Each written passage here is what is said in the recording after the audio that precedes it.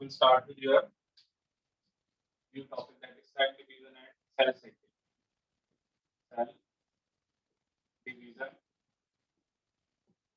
and cell cycle.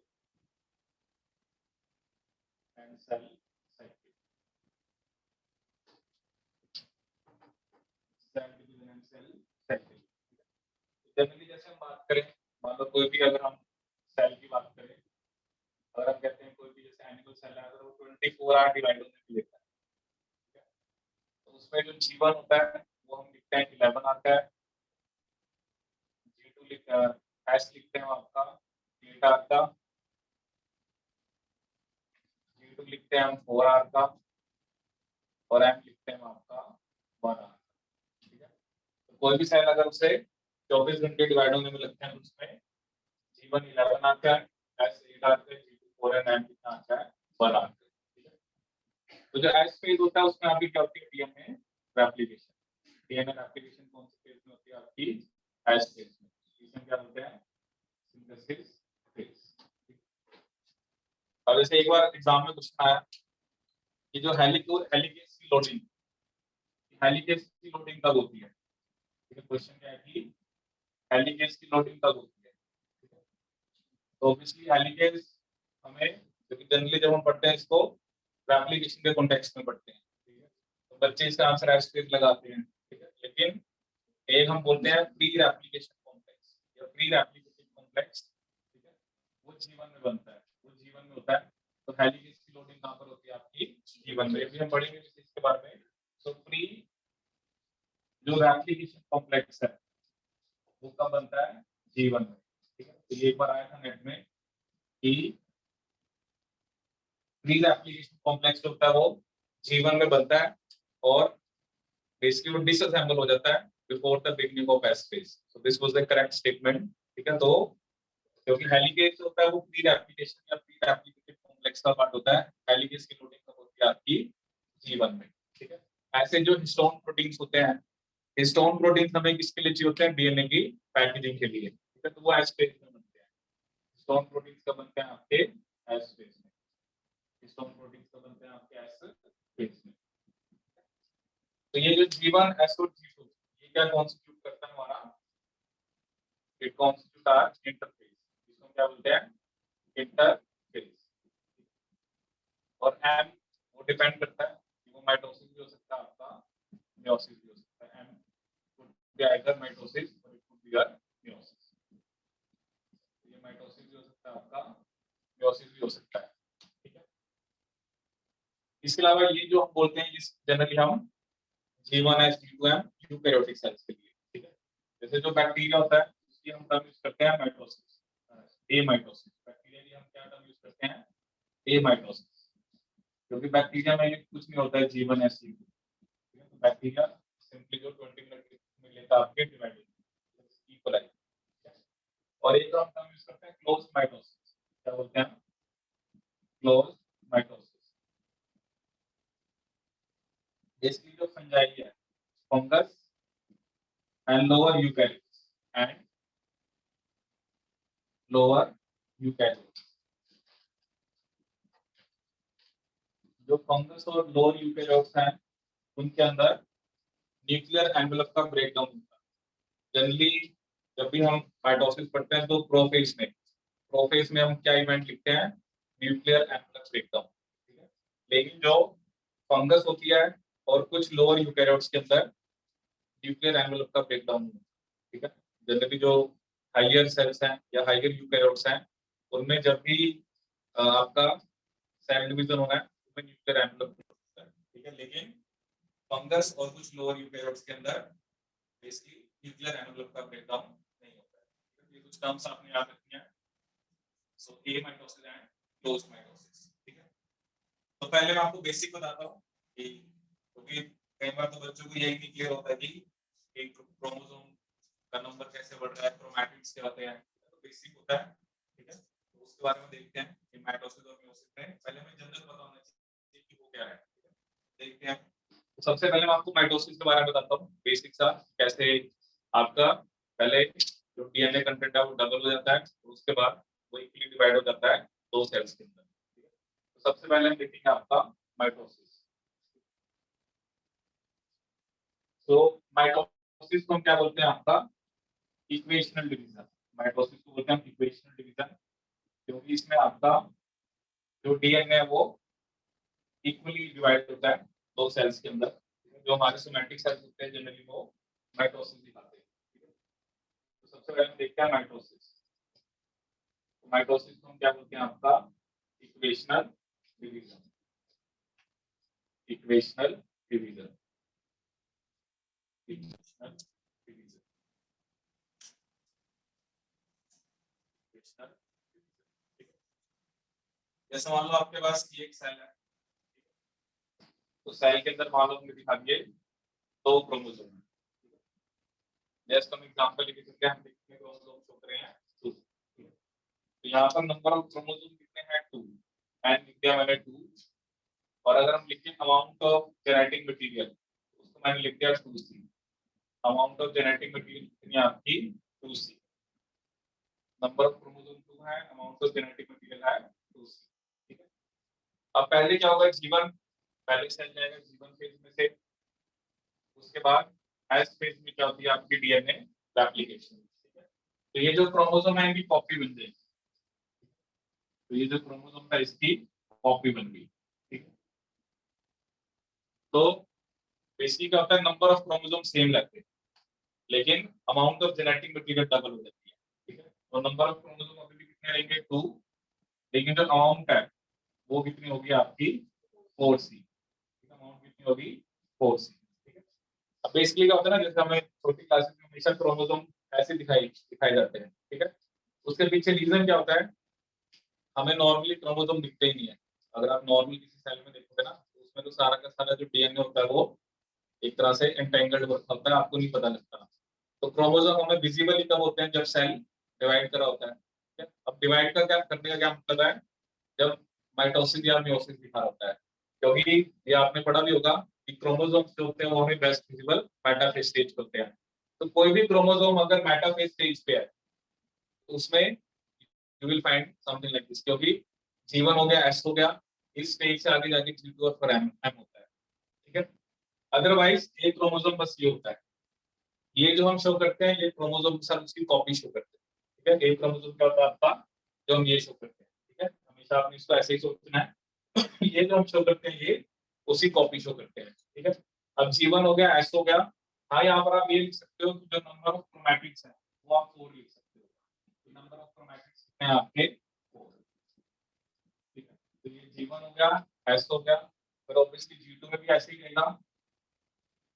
अब उसके बाद एम अगर माइटोसिस है, ठीक है, तो एक सेल में 2 क्रोमोसोम, दूसरे में भी 2 क्रोमोसोम, दूसरे में भी 2 क्रोमोसोम। तो ये इक्वेशनल डिवीजन है। यहाँ पर हमने सिर्फ 2 क्रोमोसोम दिखाया है।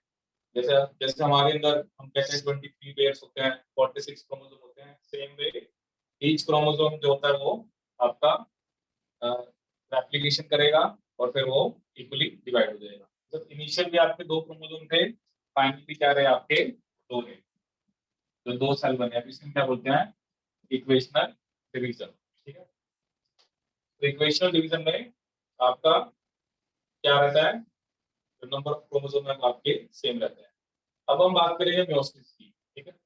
चलो मियोसिस तक ये तो चीज सेम है कि जीवन है आपका, एस होगा, ठीक है, G2 होगा। लेकिन एम अगर मियोसिस है तब हम देखते हैं क्या होता है। ठीक है? बाकी चीजें जो है कॉमन है, क्योंकि यहाँ पर हम जस्ट ये एग्जांपल लेके चल रहे हैं कि सेल में 2 क्रोमोसोम। तो इसलिए अगर मैं मियोसिस शो करूँ, तो चलो यहाँ तक तो आपका सीन है, क्योंकि यहाँ पर एम मैंने क्या दिखाया है माइटोसिस। जो हमने ये बनाया इसमें हमने क्या दिखाया है माइटोसिस। लेकिन अगर हम मियोसिस की बात करें तो मियोसिस में हम 2 लिखते हैं, एक होता है मियोसिस 1, एक होता है मियोसिस 2। एक होता है मियोसिस 1 और एक होता है मियोसिस 2। ठीक है? एक्चुअली मियोसिस को हम क्या बोलते हैं आपकी रिडक्शन डिवीजन। मियोसिस को हम क्या बोलते हैं आपकी रिडक्शनल डिवीजन। इसमें क्रोमोसोम का जो नंबर होता है that is reduce to half, reductional division. ठीक है? तो इसमें जो मियोसिस 1 होती है एक्चुअली वो रिडक्शनल होती है। मियोसिस 1 एक्चुअली क्या होती है आपकी रिडक्शनल, होती है वो माइटोसिस की तरह ही होती है, तो वो क्या होगी आपकी equational. Meiosis 2 is like mitosis, मतलब मियोसिस जो 2 होती है वो माइटोसिस की तरह ही होती है, ठीक है। अब इसकी क्या होता है, अब मियोसिस 1 जब होगा, अब इसमें क्या होता है होमोलोगस क्रोमोसोम सेपरेट करते हैं। ये जो दोनों हमने शो करे ये दोनों क्या आपके होमोलोगस क्रोमोसोम्स, ये क्या आपके होमोलोगस क्रोमोसोम्स, ये जो दो हमने शो करे ये दोनों आपके क्या है होमोलोगस क्रोमोसोम्स, ठीक है। तो मियोसिस 1 के बाद क्या होगा, आपके होमोलोगस क्रोमोसोम क्या हो जाएंगे, अलग हो जाएंगे, ठीक है। जैसे मान लो 2 सेल बने, एक सेल में एक होमोलोगस क्रोमोसोम, दूसरे में दूसरा, ठीक है।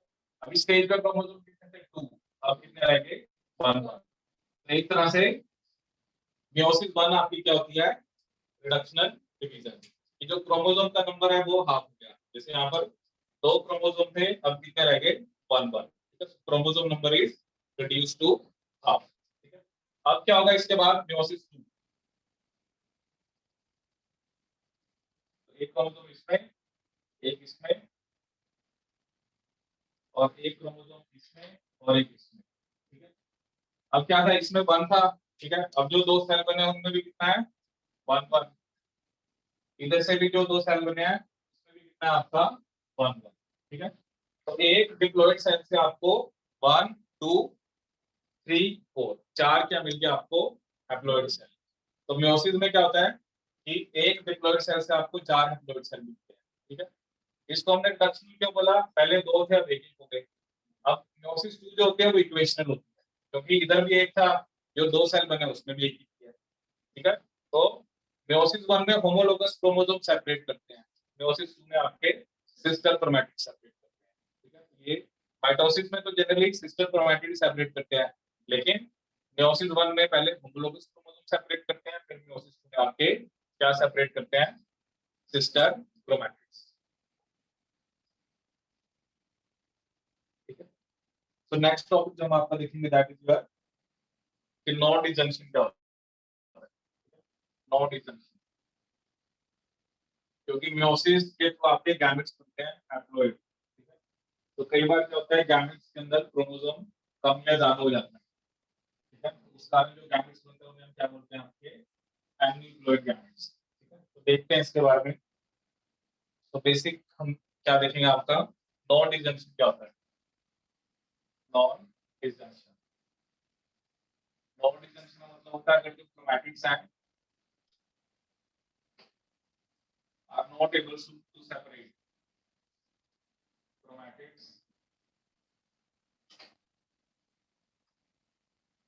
are not able to separate, are not able to separate, अगर क्रोमैटिड आपके सेपरेट नहीं कर पाते तो देखते हैं हम क्या होता है, ठीक है। अब बेसिकली यहाँ पर अगर हम देखें जैसे मियोसिस 1, तो मियोसिस 1 में आपकी क्रॉसिंग ओवर होती है, ठीक है। जैसे मान लो मैंने ये शो करा, ये भी हम एक होमोलोगस पेयर ही शो कर रहे हैं, जैसे एक ये है, ठीक है, और दूसरा हमारे पास मान लो होमोलोगस क्रोमोसोम ये है। अब मियोसिस 1 में क्या होता है एक क्रॉसिंग ओवर होती है, ठीक है। या पहले तो सिनैप्सिस होता है, इस सिनैप्सिस में क्या होता है ये एक साथ आ गए, so there is synapses, इसमें क्या होता है synapses, और उसके बाद क्या होती है क्रॉसिंग ओवर, ठीक है। ये स्टेजेस होते हैं पढ़ेंगे बाद में, लैप्टोडिन जाइगोटिन पैक्टिडिन डिप्लोडिन एंड डायकिनेसिस, ठीक है। तो अभी जस्ट हम ये शो कर रहे हैं कि सिनैप्सिस हुआ है, ठीक है। अब सिनैप्सिस के बाद क्रॉसिंग ओवर होने के बाद क्या होता है ये दोनों सेपरेट हो जाते हैं, ठीक है। नॉर्मली तो क्या आना चाहिए, क्योंकि क्रॉसिंग ओवर हुई दोनों नॉन सिस्टर क्रोमैटिड्स में एक्सचेंज होता है और दोनों क्रोमोसोम अलग हो जाते हैं, लेकिन अगर मैं कह रहा हूँ कि ये दूसरे से अलग नहीं हुए तब क्या होगा, ठीक है। तो बेसिकली क्या होगा आपका, अभी यहाँ पे क्रोमोसोम कितने हैं 2, ठीक है, यहाँ पर भी कितने हैं आपके 2, ठीक है।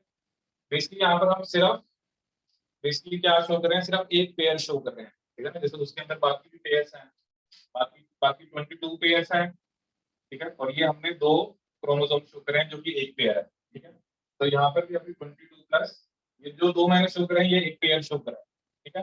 अब क्या होगा, अगर ये आपस में सेपरेट नहीं करे, ठीक है, तो क्या होगा, एक सेल में तो कुछ नहीं जाएगा, दूसरे सेल में ये सारा का सारा चलेगा, दूसरे सेल में आपका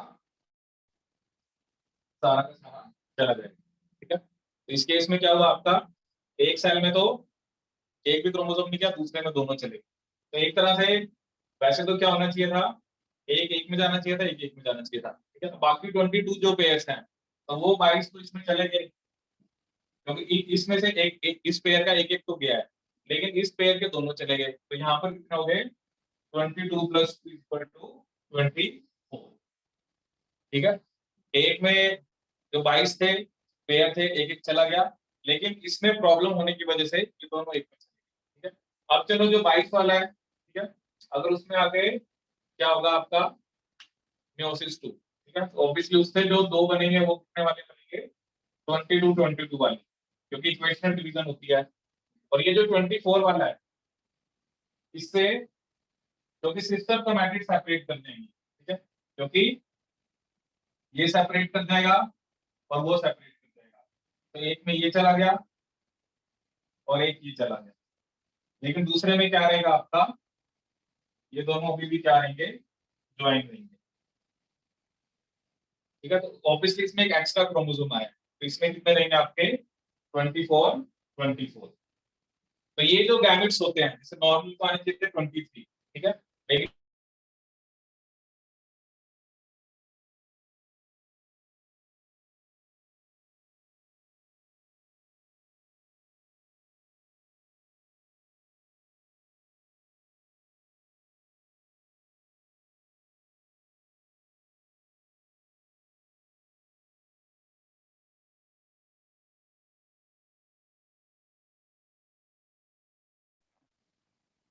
आई रिपीट, बेसिकली मैंने आपको इसमें क्या बताया कि अगर बेसिकली अगर ये क्रोमैटिक सेपरेट नहीं करे, तो एक में तो एक भी नहीं गया इनमें से, ठीक है, तो एक में 22 जाएंगे, एक में 24, ठीक है।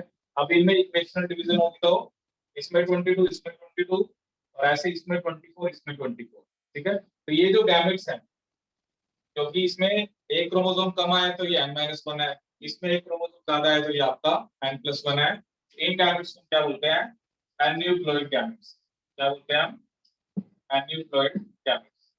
एन्यूप्लॉइड गैमेट्स का मतलब होता है जिसमें एक क्रोमोसोम कम है या एक क्रोमोसोम आपका क्या है, ज्यादा है, ठीक है। तो ये आप हमेशा याद रखना, जब भी नॉन डिजंक्शन मेयोसिस 1 पे होगी, तो गैमेट्स हमेशा आपके कौन से बनेंगे, एन्यूप्लॉइड।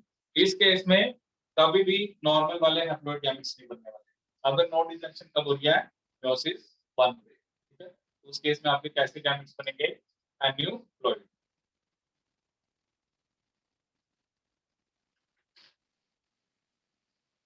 तो नेक्स्ट ईयर दैट इज, अगर मेयोसिस 1 पे नहीं होते तो क्या बनते हैं आपके एन्यूप्लॉइड गैमेट्स। दूसरा हमने पढ़ना है कि अगर नॉन डिजंक्शन meiosis 2 पे होती है तब क्या होता है, if no rejection after side meiosis 2, then what will happen, if no rejection after side meiosis 2, after side meiosis 2, side meiosis 2, तब हम देखते हैं आपका क्या होता है, ठीक है। बस बेसिकली अब क्या होगा, जैसे मान लो आपके पास नॉर्मल वही सिचुएशन है, ये आपका एक क्रोमोसोम था, ये दोनों आपस में सिनेप्सिस दिखाया, और अभी meiosis 1 पे नहीं हो रहा, तो इनमें एक्सचेंज हो गया और ये अलग हो गए। तो जैसे ब्लैक वाले का कुछ पार्ट ब्लू वाले पे चला जाएगा, और ब्लू वाले का कुछ पार्ट ब्लैक वाले, ठीक है, जैसे मान लो मैंने ये शो कर दिया, ठीक है, तो इसमें आपके जो नॉन सिस्टर क्रोमैटिड थे वो सेपरेट हो गए, ठीक है। अब इसमें meiosis 1 नॉर्मली होगा, meiosis 1 कैसा होगा, जैसे नॉर्मल होता है कि एक क्रोमोसोम एक में चला गया और दूसरा क्रोमोसोम दूसरे में चला गया, ठीक है। इसमें जो meiosis 1 हुआ है वो नॉर्मल हुआ है, ठीक है। आपका जैसे नॉर्मली होता है वैसे ही है, ठीक है। अब होता है म्योसिस 2। अब मान लो ये आपका सेल है, अगर आप सिस्टर क्रोमैटिड सेपरेट नहीं करें, ठीक है ना। पहले तो क्या हुआ था कि पहले तो आपका नॉर्मली ये नॉन सिस्टर क्रोमैटिड थे, ये सेपरेट नहीं हुए थे। अब मान लो अगर ये सिस्टर क्रोमैटिड सेपरेट नहीं हुए तो एक सेल में तो ये पूरा ही चला गया, ठीक है, दोनों ही चले गए, और एक सेल में आपका कुछ भी नहीं गया, ठीक है। तो ऑब्वियसली यहाँ पर क्रोमोसोम कितने हो जाएंगे 24, क्योंकि 22 तो जो है वो तो नॉर्मली जा ही रहे हैं, और इधर कितना हो गया 22, ठीक है। लेकिन जो ये दूसरा सेल बना इसमें मान लो नॉर्मल म्योसिस दिखाया, तो इसमें क्या होगा, एक में तो आपका मतलब इसमें दोनों में एक एक क्रोमोसोम चला गया, इसमें कितने रहेंगे 23, ठीक है। बेसिकली यहाँ पर जो दो सेल बने हैं दोनों में से एक नॉन डिजंक्शन दिखा रहा है, ठीक है, दूसरा नहीं दिखा रहा। तो इस केस में आपके एंटीप्लॉइड भी बन सकते हैं, हैप्लॉइड भी बन सकते हैं। अगर नॉन डिजंक्शन कब होती है म्योसिस 2 पे, तो इसमें दोनों पॉसिबिलिटियां हैं कि एंटीप्लॉइड भी बन सकते हैं और आपके हैप्लॉइड भी बन सकते हैं। So if no rejection occurs at meiosis 2, then there is formation of aneuploid as well as haploid gametes. लेकिन अगर नो रिजेक्शन म्योसिस 1 पे होती है तो सिर्फ एनिप्लॉइड बनते हैं, लेकिन अगर म्योसिस 2 पे होते हैं तो एनिप्लॉइड और हैप्लॉइड आपके दोनों बनते हैं।